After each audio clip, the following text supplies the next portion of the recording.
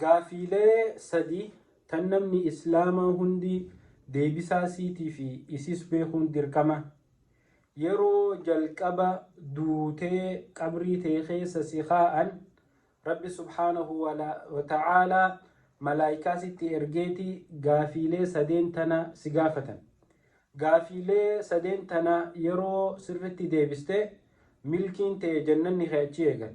Gaafiilee sadeen tana yoo wallaalte immoo qixaanni keetii fi azabamuun kee qabrii sanirraa achi eegalaa jechuudha. Obboleessa kiyya obboleettii tiyya gaafiileen sadeen tuni yoo laalan hedduu laaftuu waan naman dararre fakkaatti.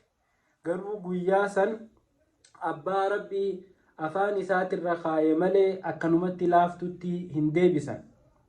Gaafiin sadeen tun gaafii jireenya keenya keessatti itti jiraannee jiruu fi jireenya godhannee itti jiraanne tagizee qabrii keessa seennee deebisuunsi akka malee laaftuuti yoo addunyaa tanarratti dhugumaan itti amannee qalbii keessaa qaban.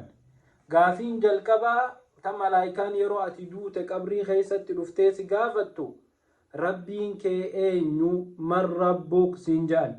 Gaafiin lammaffaa waman nabiyyuk nabiyyiin kee kan ati itti amantee shari'aa isaa fudhattee jala deemtu eenyuu jedhanii si gaafatan.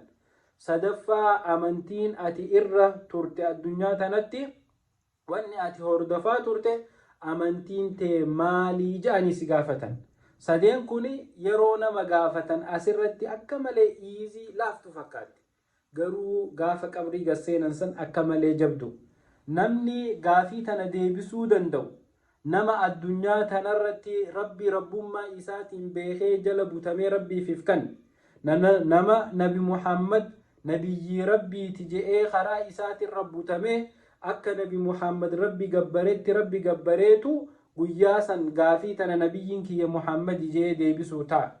Nama islaamummaan amantii tiyya islaamummaa tana shirkii irraa qulqulleessee waan isiin jibbiturraa qulqulleessee waan isiin jaalattu dalagee islaamummaa tana miila tokko qofaan osoo hin taane qaama guutuun seenee keessa dhaabbatuutu gaafii san guyyaa san deebisuu ta'a.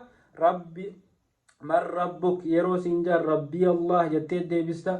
Waman nabiyyuk Muhammad sallallahu alayhi wa sallam wamaa diinuka diini al-islaam. Rabbiin kiyya Allah nabiyyiin kiyya Muhammadi amantiin tiyya islaamaa jettee deebisuuf wantoota sadeen kan dhugoomsitee addunyaa tanarratti jala butamtee qabaachuu qabda. Warra rabbi addunyaa irratti gabbaree akhirattis rabbi afaan kaa'ee guyyaa san gaafii sadeen tana jalaa najaa bahu rabbi nu haa godhu.